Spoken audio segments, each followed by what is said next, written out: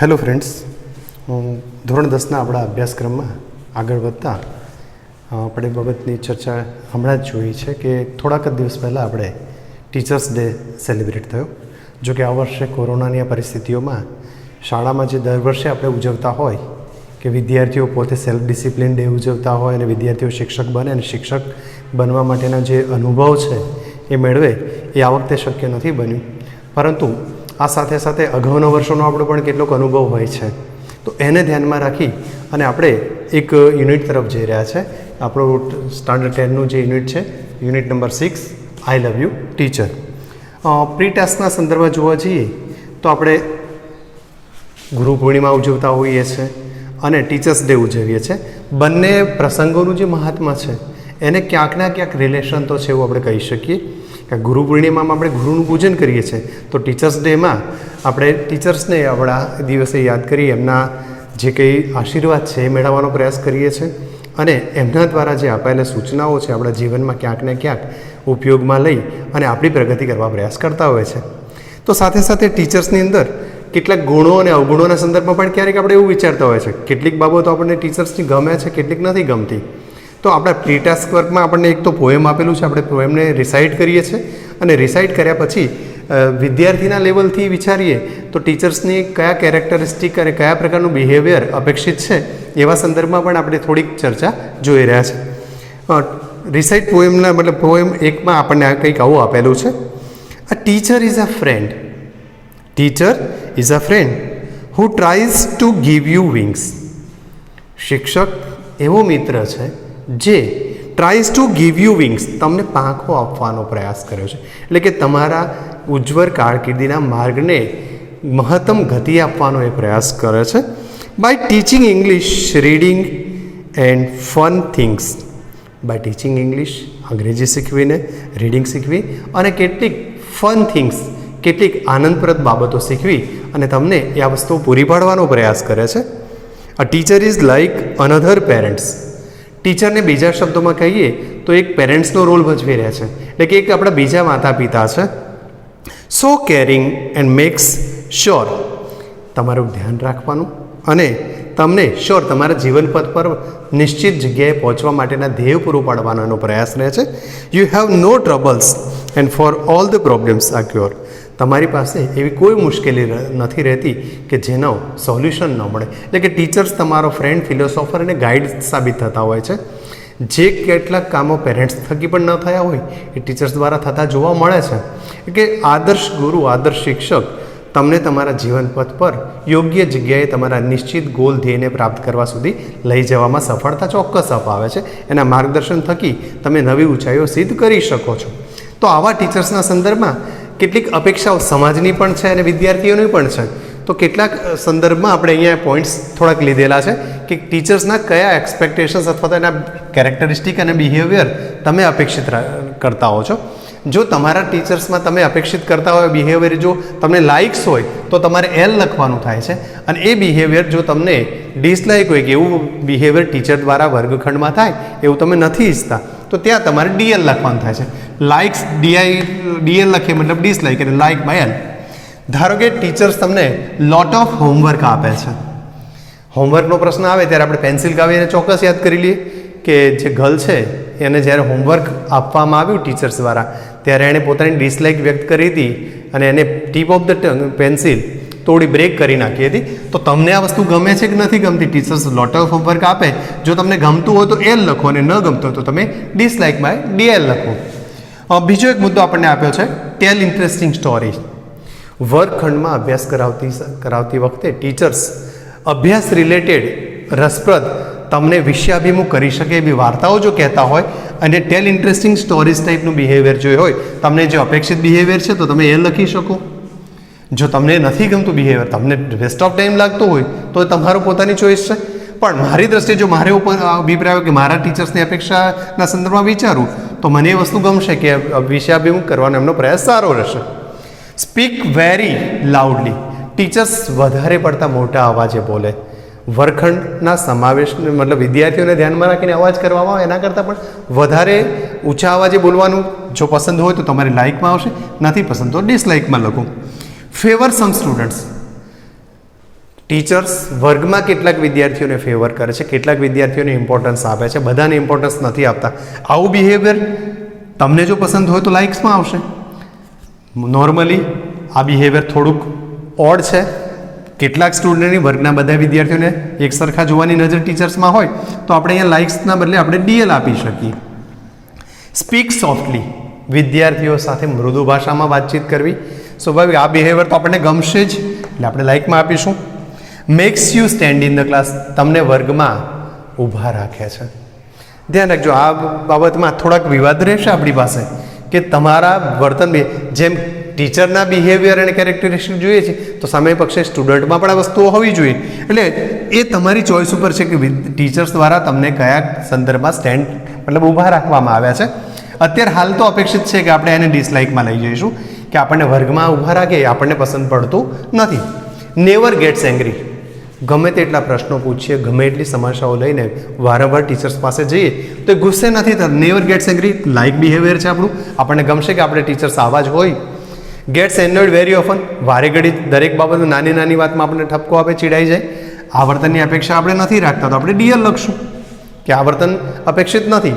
આ બધા જે પોઈન્ટ્સ લઈ રહ્યા છે એની સાથે સાથે એક વસ્તુ એ પણ ધ્યાનમાં રાખવાની છે કે માય ફેવરિટ ટીચર્સ, જ્યારે આપણે આવું કોઈક નિબંધ તૈયાર કરતા હોય તો આ વર્તન બિહેવિયરને ધ્યાનમાં રાખીને આપણે આપણા ટીચર્સમાં કઈ કઈ અપેક્ષાઓ છે, આપણા ટીચર્સ કેવા છે એ સંદર્ભમાં તમે આ પોઈન્ટ્સની મદદ લઈને પણ લખી શકો છો. હેલ્પ્સ એવરી સ્ટુડન્ટ, ટીચર બધા વિદ્યાર્થીઓને મદદ કરે છે. સ્વાભાવિક છે આપણને લાઇક્સમાં જ આવશે. Never allows the students to talk in the class, વર્ગખંડમાં ક્યારેય વાત નથી કરવા દેતા. અહીંયા ક્યારે વાત નથી કરવા દેતા એટલા માટે મુશ્કેલ થશે જ્યારે કોઈ સમસ્યા ઊભી થાય, પ્રોબ્લેમનું સોલ્યુશન કરવાનું હોય અને તંદુરસ્ત ડિસ્કશનની જરૂર, હેલ્ધી ડિસ્કશનની જરૂર હોય તો ત્યાં વિદ્યાર્થીઓને એલાઉડ કરવા જોઈએ. એટલે આપણે આ વર્તન બિહેવિયરમાં ડિસલાઇકમાં જઈએ છીએ.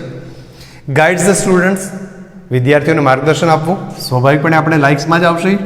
અને છેલ્લે છે council the students or parents, વિદ્યાર્થીઓની સાથે વાતચીત કરે છે, એમને માર્ગદર્શન આપે છે, જરૂર પડે પેરેન્ટ્સને બોલાવી એમને પણ માર્ગદર્શન આપે છે. તો આ વર્તન બિહેવિયર આપણું અપેક્ષિત છે એટલે કે આપણા ટીચર્સમાં આ લક્ષણ કેરેક્ટરિસ્ટિક બિહેવિયર હોવા જોઈએ. આ સાથે સાથે તમને કેટલીક વાર હોમવર્ક વધારે પડતું 5 વખત 10 વખત લખવા માટે આપવામાં આવતું, આવા વર્તન બિહેવિયર પણ ટીચર્સમાં જોવા મળતા. તો આપે અત્યાર સુધીની આપણી લાઈફમાં જે કે ટીચર્સ બિહેવિયર જોયા છે એના આધારે તમે આનું મૂલ્યાંકન પણ કરી શકો છો. અને માય ફેવરિટ ટીચર નામના એસે રાઇટિંગ, પેરેગ્રાફ રાઇટિંગ પણ આપણે આના આધારિત કરી શકીએ છીએ. આપણે આ યુનિટની અંદર આ જ બાબતને શીખવા જઈ રહ્યા છે કે જેમાં હેલન નામની એક વિદ્યાર્થીનો પોતાના ટીચર મિસ સુલિવાન તરફનો આ યુનિટ અપાયેલો છે, આઈ લવ યુ ટીચર. રીડને આપણે સ્ટાર્ટ કરીએ છીએ, રીડિંગ પણ કરતા જઈશું અને સાથે સાથે થોડું ડિસ્કશન પણ જોઈશું.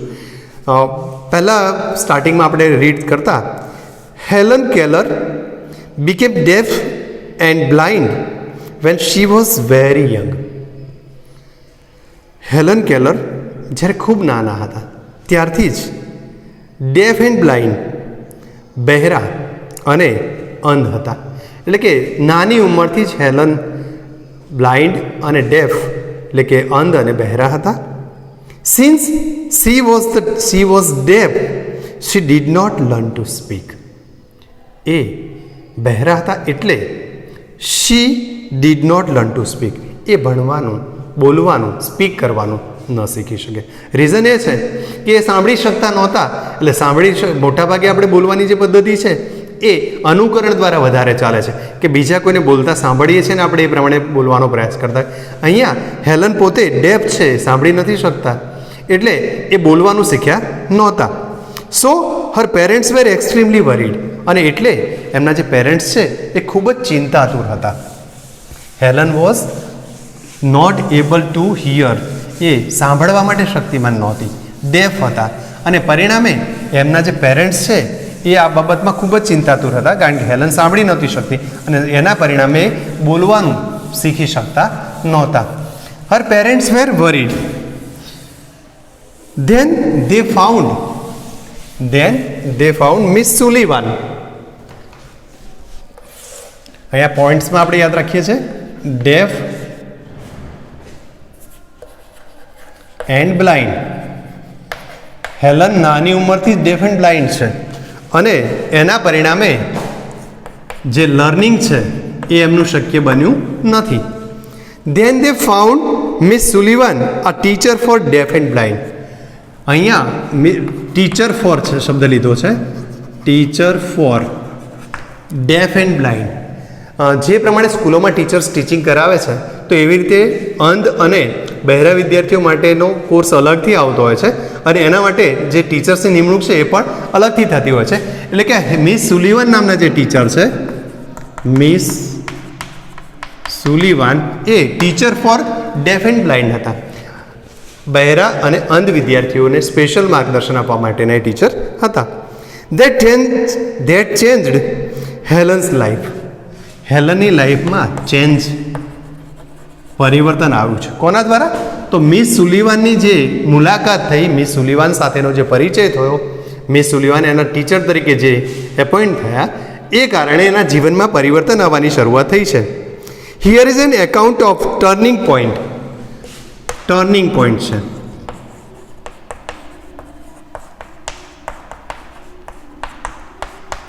સંક્રાંતિકાળ.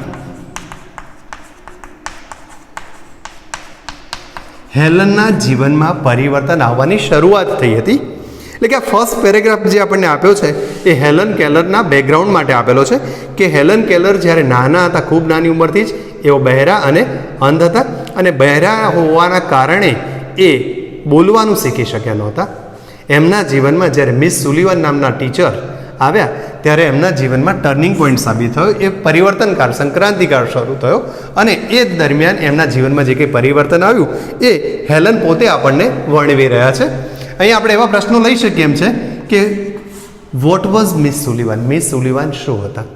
આન્સર આપણે આપી શકીએ, miss Sullivan was a teacher for deaf and blind.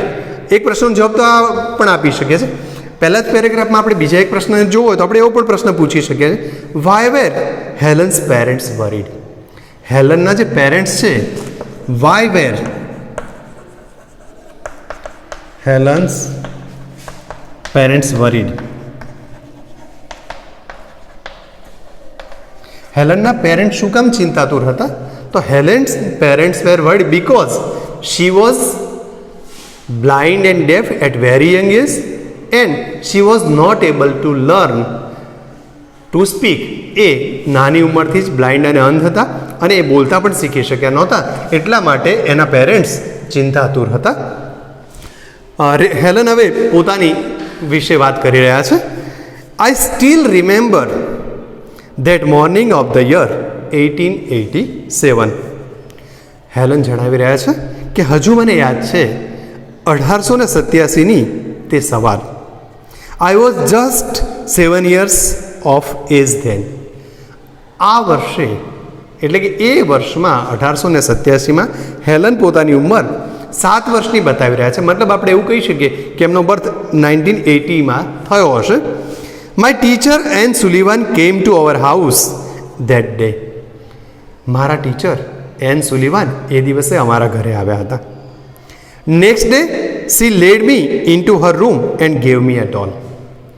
આ પહેલા પેરેગ્રાફમાં આપણને હેલન આટલી વાત કરી રહ્યા છે કે મને હજુ પણ 1887ની એ સવાર યાદ છે, when I was just 7 years old. આપણે એવો પ્રશ્ન પૂછી શકીએ, how old was Helen at that time or in 1887માં હેલનની ઉંમર કેટલી હતી? અને બીજો એક પ્રશ્ન આપણે ત્યાં એવો પણ પૂછીએ કે હુ કેમ ટુ હેલન્સ હાઉસ? હેલનના ઘરે કોણ આવ્યું? વેર શી લીડ હેલન? અને હેલને ક્યાં લઈ ગયા? આ ત્રણેક પ્રશ્નો આપણે આ પેરેગ્રાફમાંથી જોઈ શકીએ એમ છે. પહેલો જવાબ હતો આપણો કે in 1887 Helen was just 7 years old. Miss Sullivan, a teacher for blind and deaf, came to Helen's house in that morning. She laid her in her room. What did Miss Sullivan give to Helen? આ પ્રશ્ન પણ અહીંયા છે આપણી પાસે. તો she gave her a doll. Miss સુલિવાને એને એક ડોલ રમવા માટે, એટલે કે મિસ સુલિવાન એના ઘરે આવ્યા અને હેલનને પોતાના રૂમમાં લઈ ગયા અને રમવા માટે એક ડોલ ઢીંગલી આપી. I played with it for a while. Then Miss Sullivan made some finger movements. Helen કહે છે કે થોડીક વાર માટે હું આ ઢીંગલીની સાથે રમી અને એ દરમિયાન મિસ સુલિવાને made some finger movements in my palm. Finger movements, finger આંગળી, અને અહીંયા મૂવમેન્ટ શબ્દ એટલે હલનચલન કરવું થાય, પણ આપણા પાઠના સંદર્ભમાં આપણે જોઈએ ફેરવવી, પામ હથેળી. જે દરેક વખતે હેલન આ ઢીંગલીની સાથે રમી રહી હતી ત્યારે Miss Sullivan made some finger movements in her palm. હેલનના હથેળીમાં મિસ સુલિવાને આંગળીઓ ફેરવી. It was an exciting experience. અને હેલન કહે છે કે it was an exciting experience. આ એક રોમાંચક અનુભવ હતો. I got interested in that play. મને આ રમતમાં મજા પડી. હેલન કહી રહ્યા છે કે મને આ મિસ સુલિવાન મારા હથેળીમાં જે આંગળી ફેરવી રહ્યા હતા એ રમવામાં મને મજા આવવા લાગી. I got interested and started imitating the movement. Imitate કરવું, નકલ કરવી. અને પછી એ જે પ્રમાણે આંગળીઓ મારા હથેળીમાં ફેરવતા હતા મેં એ મૂવમેન્ટનું એ રીતે આંગળી ફેરવવાની નકલ કરવાની શરૂઆત કરી, કોપી કરવાની શરૂઆત કરી, એટલે કે એમનું અનુકરણ કરવાનું શરૂ કર્યું. She made with her finger when I finally succeed in doing that correctly. correct, સાચું. જ્યારે એમના દ્વારા કરવામાં આવતી આંગળીઓ જે ફેરવવામાં આવતી હતી એ જ પદ્ધતિએ હું આંગળી ફેરવવામાં સફળ થઈ ત્યારે આઈ વોઝ થ્રિલ્ડ, રોમાંચિત થઈ ગઈ. આઈ વોઝ થ્રિલ્ડ, હું રોમાંચિત બની ગઈ. Because I did not know that I was spelling a doll. કારણ કે એ વખતે મને ખબર નહોતી કે હું ડોલ, DOLL ડોલનો સ્પેલિંગ બનાવી રહી છું. એટલે કે હેલનના ઘરે ટીચર આવ્યા પછી ટીચર હેલનને એમના રૂમમાં લઈ ગયા અને રમવા માટે એક ઢીંગલી આપી. અને ઢીંગલીને રમતા રમતા જ્યારે હેલન ઢીંગલી રમી રહી છે ત્યારે એના ટીચર એની હથેળીની અંદર કેટલીક મૂવમેન્ટ કરી રહ્યા હતા, ફિંગર મૂવમેન્ટ કરી રહ્યા હતા. હેલનને આ રમત લાગી એટલે એને આ એક્સાઇટેડ લાગ્યું. હેલન આ રમતને પોતાની રીતે અનુસરવા પ્રયાસ કર્યો અને જે પ્રમાણે મિસ સુલિવન આંગળીઓ ફેરવતા હતા એ જ પ્રમાણે એણે આંગળીઓ ફેરવવા લાગી હથેળીમાં. તો એને છેલ્લે ખબર પડી, એ વખતે એને ખબર નહોતી પડી કે ડોલનો સ્પેલિંગ બનાવી રહી છે, પણ પાછળથી એને ખબર પડી કે આ ડોલ, DOLL ડોલ ઢીંગલીનો સ્પેલિંગ બનાવી રહી હતી. આપણે એક પ્રશ્ન એવો પૂછી શકીએ એવો છે કે when Miss Sullivan made some finger movements on her palm what happen then. જ્યારે મિસ સુલિવાન એને આંગળીઓ ફેરવી રહ્યા હતા, એના હથેળીની અંદર ફિંગર મૂવમેન્ટ કરતા હતા, તો શું બન્યું હતું? તો it was an exciting experience for Helen. Helen માટે આ એક્સાઇટિંગ એક્સપિરિયન્સ હતો. She got interested in it. એ એની અંદર રસ ધરાવવા લાગી અને સાથે સાથે એણે started imitating the movements she made by Miss Sullivan. Miss Sullivan દ્વારા જે મૂવમેન્ટ કરવામાં આવતી હતી, ફિંગર મૂવમેન્ટ કરવામાં આવતી હતી, એનું એણે ઇમિટેટિંગ શરૂ કર્યું, અનુકરણ કરવાનું શરૂ કર્યું. And final she was succeed to write a spelling of doll. અને અંતે એ ડોલનો સ્પેલિંગ લખવામાં સફળ થઈ હતી. Some days later we were walking in our gardens. હવે થોડાક દિવસ પછી આ હેલન અને એના ટીચર્સ બંને જણા ગાર્ડનમાં ગયા છે. Some days later we were walking in our garden. કેટલાક દિવસ હેલન બોલી રહી છે કે કેટલાક દિવસ પછી હું અને મારા ટીચર બંને જણા ગાર્ડનમાં ગયા. Suddenly my teacher put my hand under the water tap. અચાનક મારા ટીચરે મારો હાથ વોટર ટેપ, પાણીના નળ, ટેપ એટલે નળ, પાણીના નળ નીચે મૂકી દીધો.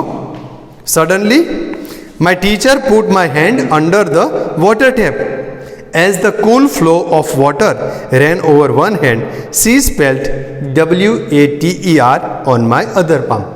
જ્યારે મારા હાથ ઉપર પાણીની ધારા વહી રહી હતી, પાણી પડી રહ્યું હતું, ત્યારે મારા બીજી હથેળીમાં ટીચરે WATER વોટરનો સ્પેલિંગ લખ્યો.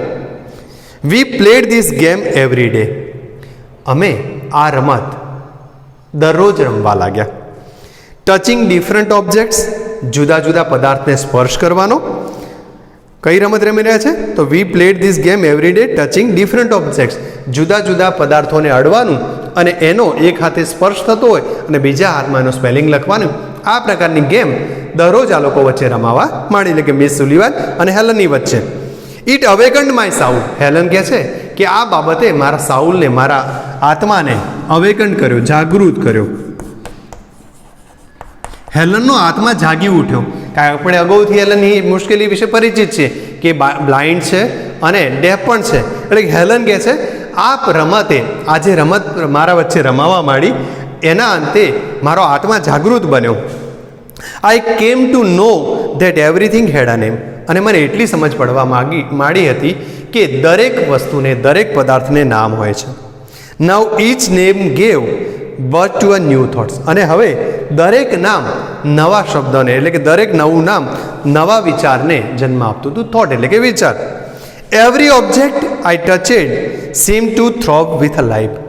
દરેક ઓબ્જેક્ટ, દરેક વસ્તુ, દરેક પદાર્થ જેને હું સ્પર્શ કરતી જાણે કે જીવંત હોય એ પ્રમાણે મને લાગતો. આહા, I was connected with the world through all the words.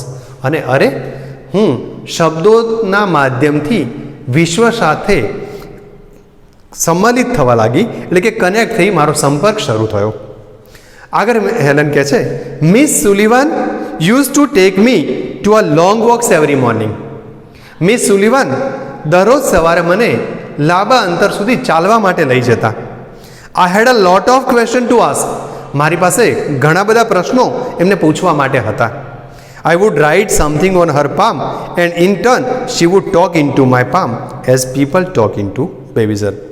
જ્યારે હું મારા પ્રશ્નો ઊભા થતા મનમાં તો એ પ્રશ્નોને I would write something on her palm, હું એ પ્રશ્નોને કે એ બાબતમાં જે કંઈ વસ્તુ હોય એમની હથેળીમાં લખતી. એન્ડ ઇન ટર્ન, અને બદલામાં, વારામાં, she would talk into my palm, એ પણ મારી હથેળીમાં જાણે કે વાત કરતા. જેવી રીતે as people talk into babies, જેવી રીતે લોકો બાળકના કાનમાં વાત કરે છે એવી જ રીતે આ મિસ સુલિવાન મારી હથેળીમાં વાત કરતા, એટલે કે વળતા જવાબમાં મારી હથેળીમાં કંઈક લખતા. My teacher satisfied my curiosity. મારા ટીચર મારી ક્યુરિયોસિટીને, જિજ્ઞાસાને, મારા ટીચર મારી જે જિજ્ઞાસા હતી એને સેટિસ્ફાઈ કરતા હતા, એને સંતોષતા હતા. Now everything around me was full of life.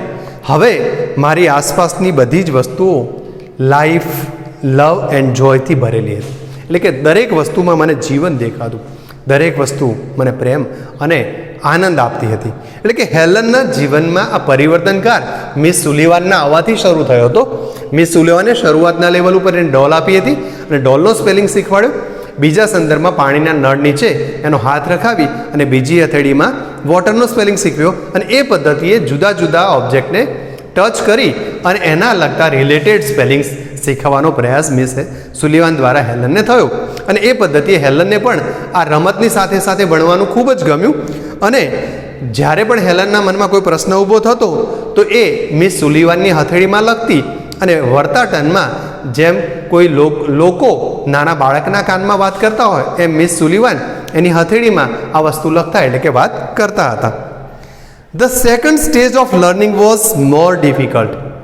બીજા સ્ટેજનું લર્નિંગ, પ્રથમ તબક્કો તો થયો અહીંયા શિક્ષણનો, હવે શિક્ષણનો બીજો તબક્કો શરૂ થઈ રહ્યો છે. એટલે કહે છે કે the second stage of learning was more difficult. બીજા તબક્કાનું શિક્ષણ મોર ડિફિકલ્ટ હતું, થોડુંક અઘરું હતું. ડિફિકલ્ટ, કઠિન હતું. બીજા તબક્કાનું જે શિક્ષણ છે એ થોડુંક કઠિન જોવા મળ્યું. It was also based on the sense of touch. Sense of touch, સ્પર્શેન્દ્રિય. સ્પર્શ દ્વારા શિક્ષણ મેળવવાની, એટલે કે ઓબ્જેક્ટને અડકવાનું ને એના વિશેનું જ્ઞાન મેળવવાનું. Miss Sullivan would speak a word. Miss Sullivan શબ્દ બોલતા. And ask me to touch her lips and throat slowly. અને એ વખતે તેઓ મને તેમના લિપ્સ એન્ડ થ્રોટ, હોઠ અને ગળાને સ્પર્શ કરવાનું જણાવતા. I learn to speak through the movement of lips and the vibration in the throat. અને હું આ મૂવમેન્ટ ઓફ લિપ્સ અને ધ વાઇબ્રેશન ઇન થ્રોટ, ગળામાં આવતા જે વાઇબ્રેશન છે એના દ્વારા અને હોઠની જે હલનચલન મૂવમેન્ટ છે એના દ્વારા બોલવાનું શીખવા લાગી. When I uttered my first word, જ્યારે મેં મારો પહેલો શબ્દ અટર કરું, અટર એટલે બોલવું, જ્યારે હું મારો પહેલો શબ્દ બોલી, when I uttered my first word it gave me boundless delight, તો મને બાઉન્ડલેસ, બાઉન્ડ કરવું એટલે બાંધવું અને લેસ એટલે વગર, મને અમર્યાદિત, અનહદ, જ્યારે હું મારા જીવનનો પ્રથમ શબ્દ બોલવામાં સફળ થઈ ત્યારે મારા આનંદની કોઈ સીમા ન રહી, મને અનહદ આનંદ થયો. I uttered my first word, it gave me boundless delight. Now I started talking with my toys. હવે હું મારા રમકડાઓની સાથે વાતો કરવા લાગી, સ્ટોન્સની એટલે કે પથ્થરો કાંકરાઓની સાથે વાત કરવા લાગી, trees and birds in the garden, અને બગીચાની અંદર પક્ષીઓ અને વૃક્ષો સાથે વાતો કરવા લાગી. એટલે કે હેલનના બોલવાની જ્યારે શરૂઆત થઈ ગઈ તો હેલને હવે પોતાના રમકડા, કાંકરા, વૃક્ષો અને પક્ષીઓ સાથે બગીચામાં વાતો કરવાની શરૂઆત કરી દીધી. I felt amazed and delighted as my sister ran to me when I called her. અને આનંદ તો ત્યારે વધારે થયો કે જ્યારે મેં મારી સિસ્ટરને બોલાવી અને દોડતી આવી તો મને ખૂબ જ આનંદ થયો. માય ડોગ ઓબેડ માય કમાન્ડ્સ, મારો કૂતરો પણ મારા કમાન્ડનું, મારા આદેશનું પાલન કરે છે, ત્યારે પણ મને આનંદ થવા લાગ્યો. I was able to speak, કારણ કે હવે મને એક આનંદી હતો કે હું બોલતા શીખી ગઈ હતી. I was able to speak, I can speak. It was miracle, અને આ બાબત મિરેકલ હતી. મિરેકલ અગાઉ આ શબ્દ આવી ગયેલો છે આપણો, મિરેકલ, અદ્ભુત બાબત, ચમત્કાર. આપણે અહીંયા ચમત્કાર શબ્દનો જ ઉપયોગ કરીએ છીએ કે આ એક વસ્તુ મારા માટે ચમત્કાર હતો, કારણ કે બોલવાનું શીખવાની કોઈ જગ્યાએ કલ્પના જ નહોતી, એણે વિચાર્યું પણ નહોતું કે એક દિવસે બોલી શકશે. When I studied seriously it seems more like play then work. અને હેલન હવે પોતાનો અનુભવ આગળ વ્યક્ત કરતા કહે છે કે જ્યારે હું ગંભીરપણે, સિરિયસતાથી અભ્યાસ કરતી, it seems more like play then work, તો મને ભણવા કરતાં રમવાનું હોય એવું વધારે અહેસાસ થતો. એટલે કે રમતા રમતા હું ભણી રહી હતી, કામનો બોજો, ભણતરનો ભાર એને લાગતો નહોતો. Whenever anything delighted or interested me, Miss Sullivan would talk about that as if she were a little girl. જ્યારે મને કોઈ પણ બાબત આશ્ચર્યજનક લાગતી અથવા તો મારા માટે રસનો વિષય બનતી તો મિસ સુલિવાન પણ એ બાબત વિશે જાણે કે નાનકડી છોકરી હોય, નાની ગર્લ હોય એ પ્રમાણે બિહેવ કરી અને મારી સાથે વાત કરતા. She taught subjects like science by making it so interesting that I remembered everything. Miss સુલિવાને વિજ્ઞાન જેવા વિષયો પણ એટલા બધા સરળતાથી શીખવ્યા, એટલા બધા રસપ્રદ રીતે શીખવ્યા હતા કે જાણે બધું જ વસ્તુઓ મને યાદ હતી. Finally my teacher began teaching me to read. અને હવે મારા આ ટીચરે મને રીડ કરવાનું, વાંચવાનું શીખવવાની શરૂઆત કરી. I first read raised letters and later on read with braille લિપિ. મેં પ્રથમ તો ઉપસેલા અક્ષરો વાંચવાની શરૂઆત કરી અને ત્યારબાદ બ્રેલ લિપિ વાંચવાની શરૂઆત કરી હતી. I learned to write with both ordinary as well as braille typewriters. મેં બંને પ્રકારના ટાઈપરાઇટર્સ, એક સાદું ટાઈપરાઇટર અને બીજું બ્રેલ લિપિ માટે બનાવેલું ટાઈપરાઇટર, આ બંને પ્રકારના ટાઈપરાઇટરથી લખવાની શરૂઆત કરી. I was well on my path to becoming a well educated person. અને એક સુશિક્ષિત વ્યક્તિ બનવાના મારા માર્ગ ઉપર હું ખૂબ જ સારી રીતે આગળ વધી રહી હતી. I was provided all the possible opportunities to develop my abilities and I made the maximum use of them. મને બધા જ પ્રકારની સવલતો જે કંઈ શક્ય હતી, ઓલ પોસિબલ ઓપોર્ચ્યુનિટીઝ, બધી જ તકો મને પૂરી પાડવામાં આવી રહી હતી. શું કામ? તો ટુ ડેવલપ માય એબિલિટીઝ, મારી ક્ષમતાઓને ડેવલપ કરવા માટે, વિકસાવવા માટે મને બધી જ સગવડો આપવામાં આવી રહી હતી. અને આ જે કંઈ સગવડો મને આપવામાં આવી રહી હતી, I made the maximum use of them. એમાંનો દરેક વસ્તુનો મેં મેક્સિમમ યુઝ કર્યો હતો.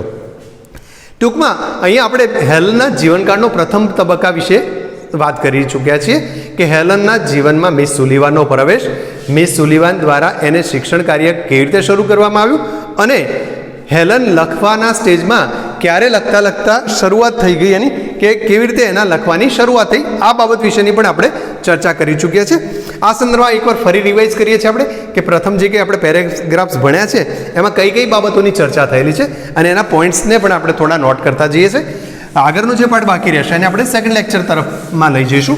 અત્યારે આપણે આ પાઠમાં ફરી એકવાર જે કંઈ શીખ્યા છે એને થોડુંક જોઈ લઈએ. તો સૌપ્રથમ આપણે વાત કરી હતી કે હેલન જ્યારે યંગ હતી,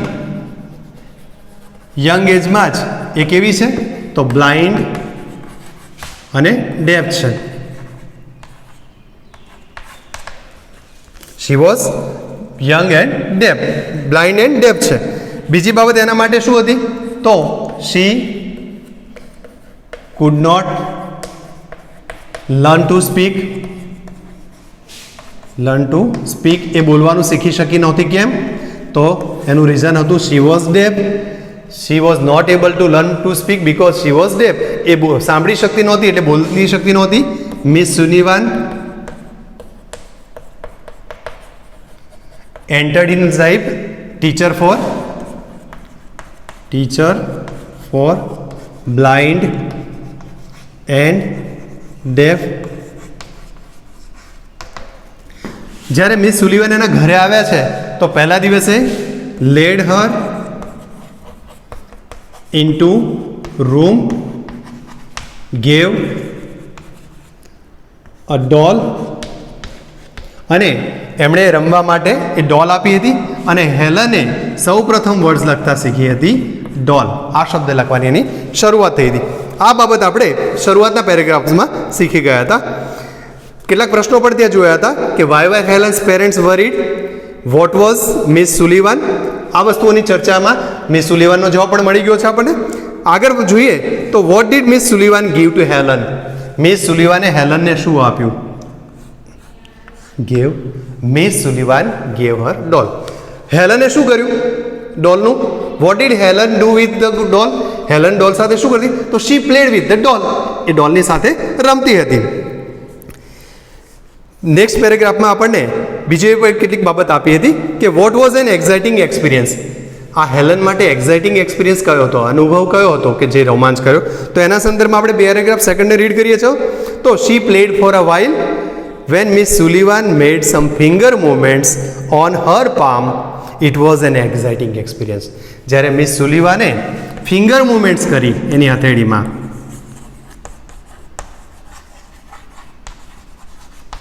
on her palm,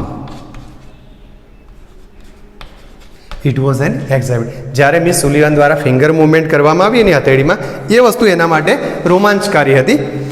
અહીંયા પ્રશ્નોના જવાબ જ્યારે બનાવતા હોય ત્યારે તમારે કેટલીક બાબતો ધ્યાન રાખવાની છે કે પ્રસ્તુત પાઠમાં હેલને પોતાના માટે આઈ, માય, મી આવા બધા જે શબ્દોનો ઉપયોગ કરેલો છે. આપણે જ્યારે પ્રશ્નના આન્સર આપતા હોય તો આઈની જગ્યાએ સી, હર આવા શબ્દો એટલે કે સર્વનામોનો ઉપયોગ કરવો પડશે. એટલે કે આ ચેન્જીસ આપણે જ્યારે ડાયરેક્ટ ઇનડાયરેક્ટ શીખતા હોઈશું ત્યારે એની ચર્ચા કરીશું, પણ અહીંયા આ બાબતને પણ આપણે ધ્યાનમાં રાખીને ચાલી રહ્યા છે. એટલે કે અહીંયા આપણા પેરેગ્રાફમાં આપણને આપ્યું હતું કે she played with for a while, then Miss Sullivan made some finger movements on her palm. It was an exciting experience for her.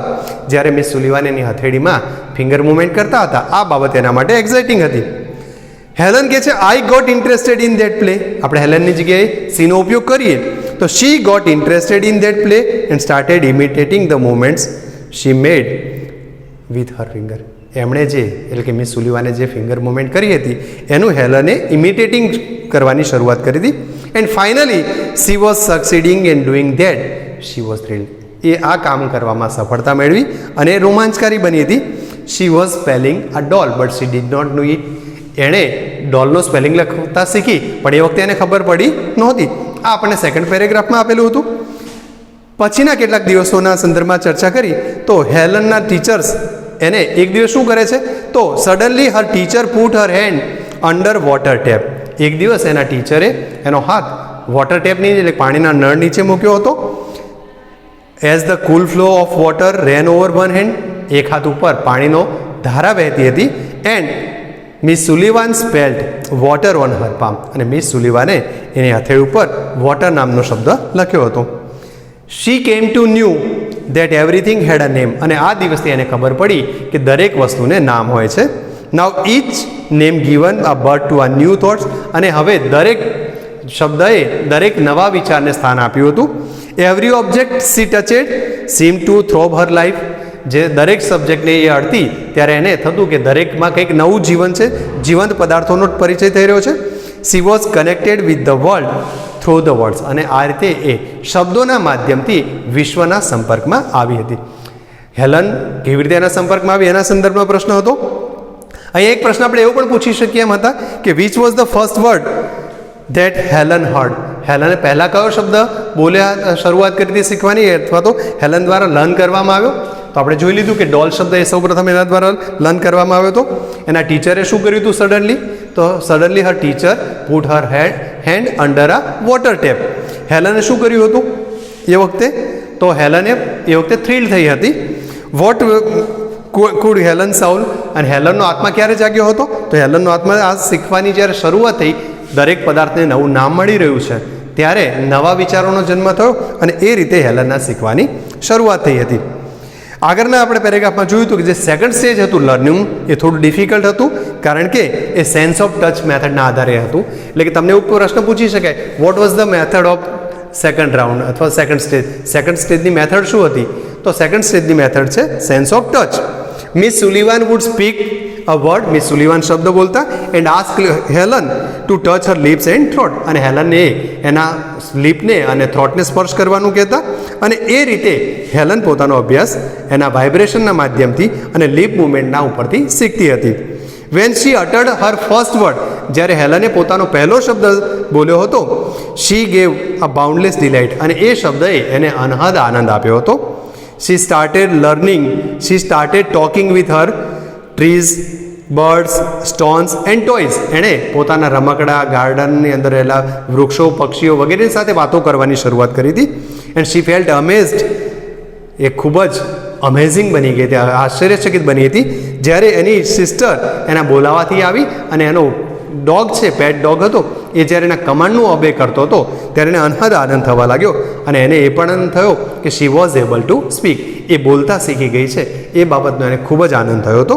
It was miracle for her, અને આ બાબત એના માટે ચમત્કારથી ઓછી નહોતી, એટલે કે એક પ્રકારનો ચમત્કાર હતો. જ્યારે સ્ટડી કરતી હતી, when she was studied seriously it like to play, જ્યારે સિરિયસ થઈને ગંભીરપણે ભણતી તો પણ એને એવું જ લાગતું હતું કે જાણે કે રમી રહી છે, એટલે કે રમતા રમતા શીખી રહી છે. Miss Sullivan would talk with her as if she were a little girl, અને એને જ્યારે કોઈ પણ પ્રશ્ન ઊભો થતો કે જ્યારે કોઈ બાબતમાં આશ્ચર્ય અનુભવતી, જ્યારે પ્રશ્ન પૂછે તો મિસ સુલિવાન પણ નાના બાળકની, જે નાની ગર્લની જેમ, નાની કોઈ છોકરી જે રીતે વાત કરતી હોય એ પ્રકારનું બિહેવ કરી અને એની ક્યુરિયોસિટીને સંતોષતા હતા. શી થોટ સબ્જેક્ટ્સ, એટલે કે Miss Sullivan thought subjects like science very interestingly that Helen could remember all the things, everything. હેલનને મિસ સુલિવાન એટલા બધા સરસ રીતે શીખવતા હતા બધા જ વિષયો, વિજ્ઞાન જેવા વિષયો પણ, ગણિત જેવા વિષયો પણ, કે એટલા સરળતાથી શીખવેલા હતા કે હેલનને બધું જ એ યાદ રહેવા લાગ્યું હતું. અને અહીંયા હેલન એવું લાગ્યું કે her path to becoming a well educated person started, પોતાનો એક સુશિક્ષિત બનવાનો જે પ્રયાસ છે એ શરૂ થઈ ગયો હતો. She was provided all the possible opportunity to develop her abilities, એની એબિલિટીઝને બહાર આવવા, એનામાં જે જન્મજાત જે ક્ષમતાઓ છે એ ક્ષમતાઓને બહાર આવવા માટે એને બધા જ પ્રકારની ઓપોર્ચ્યુનિટીઝ આપવામાં આવી રહી હતી, અને શી મેડ મેક્સિમમ યુઝ ઓફ ઇટ, અને એને આ બધી જ વસ્તુઓનો મેક્સિમમ યુઝ કર્યો હતો. એટલે કે હેલનને આપવામાં આવતી જે કે ફેસિલિટીઝ હતી એનો ઉપયોગ પણ હેલને મેક્સિમમ કર્યો હતો. અને આ બાબતના કારણે શું થયું? તો she developed a great confidence, હેલનનામાં ખૂબ જ કોન્ફિડન્સ ઉત્પન્ન થયો, એનો આત્મવિશ્વાસ વધ્યો. And even she visited the President Cleveland at the White House, અને આ કોન્ફિડન્સ વધવાના કારણે she was able to speak, હવે એ બોલતી હતી, એનો કોન્ફિડન્સ લેવલ થોડું વધારે વધ્યું હતું, અને એટલે એણે અમેરિકાના પ્રમુખને મળવા માટેનું પણ સાહસ કર્યું, કે અમેરિકાના પ્રમુખને પણ મળવા માટે ગઈ. આમ આપણે અત્યાર સુધી જે કંઈ રીડિંગ કર્યું છે એના અંદર આવતા ટોપિક્સ આપણે યાદ રાખવાના છે, અને એની સાથે સાથે જે પોઈન્ટ્સ આપણે બોર્ડ ઉપર કેટલાક નોટ કર્યા છે એને યાદ રાખી અને હેલન્સનું જે પ્રાઇમરી ટીચિંગ સ્ટેજ છે, હેલનના શરૂઆતનું પ્રારંભિક તબક્કાનું જે શિક્ષણ છે એના વિશેની શોર્ટ નોટ પણ તમે તૈયાર કરી શકશો. મિસ સુલિવાન વિશે હજુ પણ આપણે થોડીક વિગતો જાણવાની છે. હેલનનું શિક્ષણ કાર્ય હજુ આગળના તબક્કામાં, એટલે કે આગળના લેક્ચરમાં ચાલુ રહેશે. અત્યાર સુધી જે કંઈ આપણે ચલાવ્યું છે એને તમારે રીડ કરી અને એના અંતર્ગત આવતા જે કંઈ પ્રશ્નો કે ન્યૂ વર્ડ્સ છે જે ન સમજાય એ તમે પૂછી શકશો. પાઠનું રીડિંગ 1-2 વખત આખા પાઠનું પણ કરશો, અને જ્યારે પણ આપણે યુનિટની ચર્ચા કર્યા છે ત્યારે અગાઉ પણ સૂચના આપેલી છે કે પાઠ્યપુસ્તક આપણી પાસે હોવું જોઈએ. તો અત્યારે પણ આ વસ્તુ તમે રાખી જશો એવી અપેક્ષા સાથે ચાલ્યા હતા. નેક્સ્ટ જ્યારે આપણે સેકન્ડ લેક્ચરની ચર્ચા કરીએ ત્યારે કેટલાક પોઈન્ટ્સ તમારા માઇન્ડમાં ક્લિયર થયેલા હશે. એ બાબતે ધ્યાનમાં રાખીને આપણે આગળ વધશું. Thank you.